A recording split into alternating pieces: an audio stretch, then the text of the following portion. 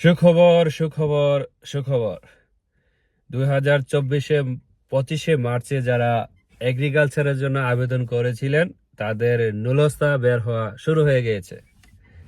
এমনটাই প্রচার হচ্ছে সোশ্যাল মিডিয়ার মধ্যে। বিভিন্ন ব্লগার, বিভিন্ন বিভিন্ন জন বিভিন্নভাবে পোস্ট করতেছে ফেসবুকে। তো আমি আজকে একটি ভিডিও আপলোড করেছিলাম আপনাদের সতর্ক করার জন্য। আমি বরাবরই আপনাদেরকে সতর্ক করার চেষ্টা করি। অনেকে প্রচার করতেছে আজকেও নাকি নুলস্তা উঠছে। তো আজকে হচ্ছে 21শে এপ্রিল, রোজ রবিবার। গতকাল ছিল 20শে এপ্রিল, শনিবার। তো শনিবার রবিবার তো অফিসিয়ালি সবকিছুই বন্ধ থাকে, আপনারা ইতিমধ্যে জানেন বিষয়টা। তো গতকালকে অথবা আজকে কিভাবে নুলস্তা উঠে এটা প্রচার করতেছে যে আজকেও নুলস্তা উঠেছে। তো এখন আমার যে কথা সেটা হচ্ছে ডিসেম্বর মাসের নুলস্তা কিন্তু এখন পর্যন্ত 100% উঠেনি। 2023-এর ডিসেম্বরে যারা আবেদন করেছিলেন তাদের এখনো নুলস্তা পুরোপুরিভাবে কমপ্লিট হয়নি, এখনো বাকি আছে নুলস্তা বের হওয়া। তো সেক্ষেত্রে মার্চের নুলস্তা এত দ্রুত কিভাবে বের হয়? আবার হতেও পারে। তো আমার কথা হলো, যদি নুলস্তা বের হয় তাহলে আপনারা নুলস্তা যাচাই করার চেষ্টা করুন। যাচাই কিভাবে করবেন? যেহেতু নুলস্তা যাচাই করার কোনো অপশন নেই স্পিড আইডি ব্যতীত, আপনার যে মাধ্যম, হ্যাঁ, বা দালাল আমরা এক কথায় যেটা বলি, তাকে বলুন 10 থেকে 20 সেকেন্ডের একটি ভিডিও আপনাকে দেওয়ার জন্য, অথবা ভিডিও কল দিয়ে আপনার সামনে স্পিড আইডিকে লগ ইন করতে বলুন। আপনার সামনে লগ ইন করে আপনার নুলস্তার কপি দেখাতে বলুন, অথবা 10 থেকে 20 সেকেন্ডের একটি ভিডিও করে, হ্যাঁ, লগ ইন করে স্পিড আইডি লগ ইন করে ভিডিও করে আপনাকে দিতে বলুন। তারপর আপনি মিলিয়ে দেখুন যে আপনার নামের সাথে এভরিথিং সবকিছু মিল আছে কিনা। কারণ এমনও জালিয়াতি হয়েছে,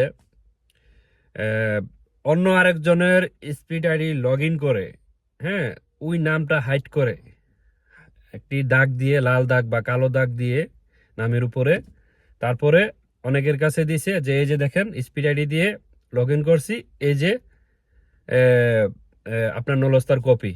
হ্যাঁ, তো পরবর্তীতে দেখা গেল কি এমনও বাটপারি করেছে, জালিয়াতি করছে, নুলস্তার কপি, নুলস্তার নাম, যে নাম, আর হচ্ছে রিসিডের নামের সাথে পরবর্তীতে কোনো মিলই নেই। বিষয়টা বুঝছেন? সে আবেদন করছে সাপোজ সালেরনো শহর থেকে, তার নুলস্তা বের হয়েছে কাছেত্তা শহর থেকে। এটা কিভাবে সম্ভব? ঠিক আছে? তো জালিয়াতি হয়, এরকম ভাবেও জালিয়াতি হয়। স্পিড আইডি অন্য আরেকজনের স্পিড আইডি লগ ইন করে আপনাকে দেখাবে, হ্যাঁ, হাইড করে।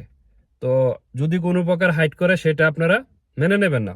টোটালি কোনো হাইড থাকবে না, এ টু জেড ক্লিয়ার থাকবে। হ্যাঁ, ভিডিও কলে অথবা ছোট একটি, হ্যাঁ, 10 থেকে 20 সেকেন্ডের একটি ভিডিও করে আপনাদেরকে দিতে বলেন। আপনার রিসিটের সাথে আপনার নুলস্তা এভরিথিং সবকিছু মিলিয়ে দেখেন সবকিছু ঠিক আছে কিনা।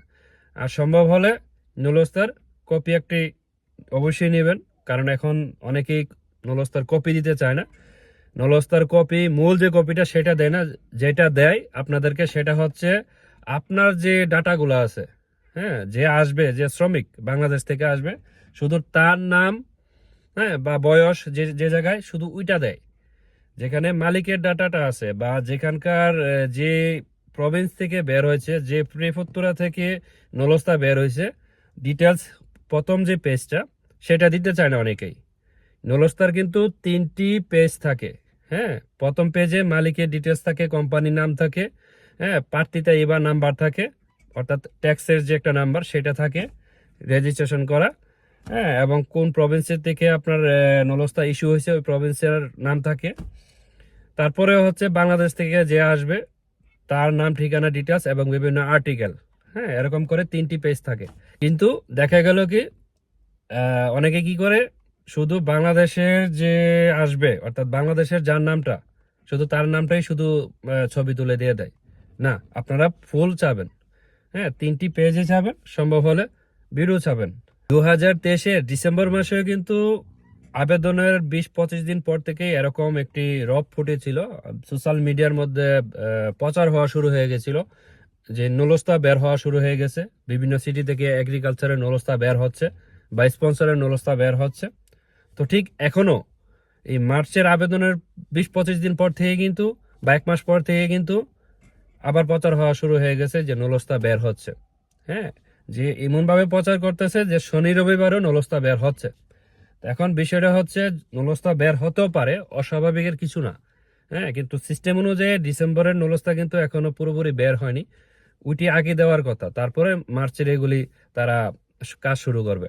তো হতে পারে মার্চের এগুলি দুই একটা দিয়ে দিতে পারে, অস্বাভাবিকের কিছু নাই। কিন্তু আপনারা চেষ্টা করুন, হ্যাঁ, যাচাই করুন, যাচাই করার জন্য চেষ্টা করুন। কারণ হচ্ছে এখানে যেহেতু বিগত দিনে জালিয়াতি হয়ে আসছে অন্য একজনের স্পিড আইডি দিয়ে, হ্যাঁ, একজনকে বোকা বানিয়েছে।